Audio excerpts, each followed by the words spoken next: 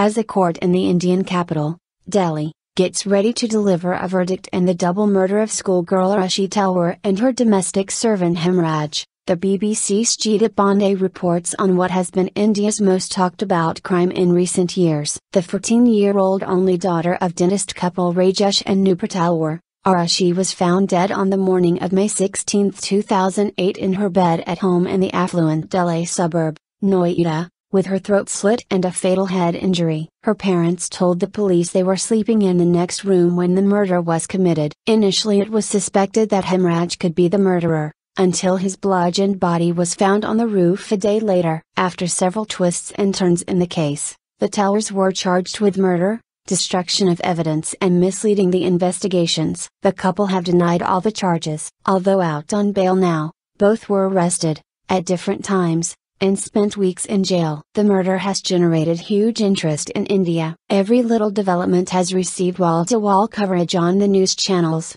the crime scene has been recreated in the studios, and the murders have been the subject of heated drawing room conversations. Rallies demanding justice for Aarushi have been held in Delhi and other cities. One man, with absolutely no connection to the family or the case, felt so passionately about it that he attacked Dr. Talwar with a meat cleaver during one of his court appearances. Shoddy investigation. But as the trial court delivers its verdict on Monday on whether the Talwars did or did not commit the murders, legal experts say the way the investigations were handled, first by the police and then by the federal investigators from the Central Bureau of Investigation, CBI, leaves many unanswered questions. The evidence in the case was not presented in the manner it should have been, says well-known Supreme Court lawyer Sushil Kumar. There are no witnesses in the case, so the entire trial is based on circumstantial evidence which demands that the crime scene should have been preserved. But we saw lots of evidence damaged or even disappeared during investigation and trial. An expert on criminal cases,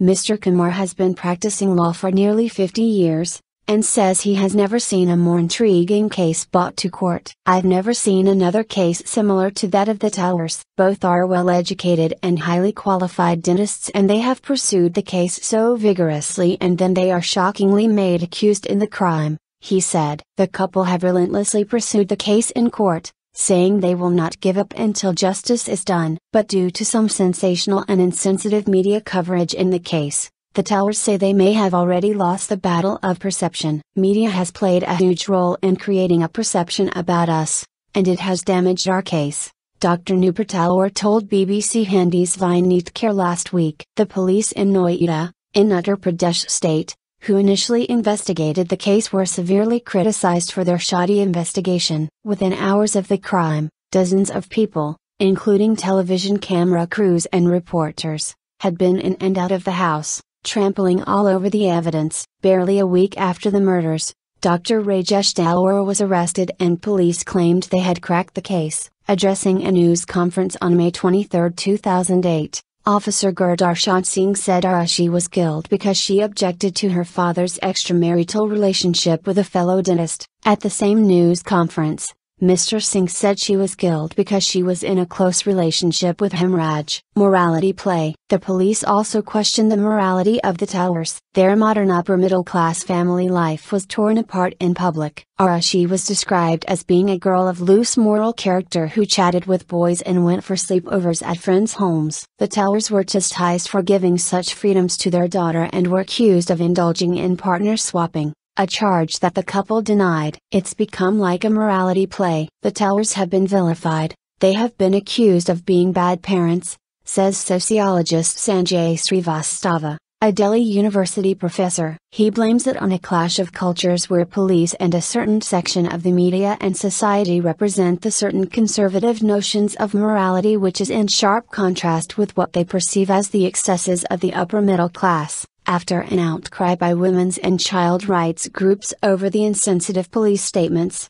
the case was handed over to the CBI. For a time, the CBI probed the role of three other men, the Talwars' assistant Krishna, Rajkumar who was a servant of one of Dr. Talwar's friends, and a neighbor's servant Vijay Mandal. The men were arrested and they too spent weeks in jail. The Talwars were no longer suspects during this period. At one point, officials said at least one of the servants had confessed to the crime. Gaping holes. But halfway through the investigation, A new CBI team was brought in and the Talwars once again became the main suspects, with officials saying only the parents could have killed Aarushi. The Talwars, Krishna, Rajkumar and Vijay Mandal were all put through multiple lie detection tests, but whatever theories the investigators came up with had gaping holes in them. In December 2010, after a 30-month inquiry, the CBI told the court it believed Dr. Talwar was the prime suspect, but that it could not charge him in the absence of conclusive evidence and a motive for the crime and wanted to close the case. The court rejected the request and the trial began in June 2012. In court,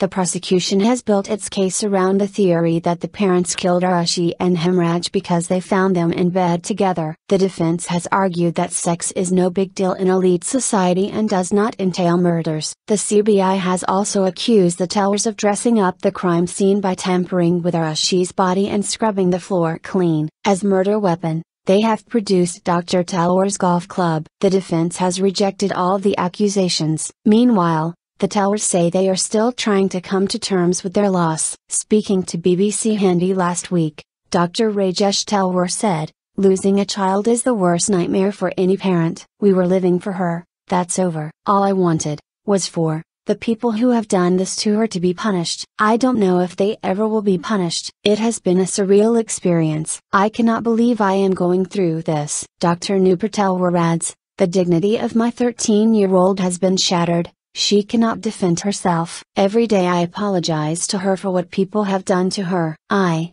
as a mother and a human being, cannot understand. Every night I have to say sorry to her. It's a difficult time for us. But whatever happens in court, we will have to face it."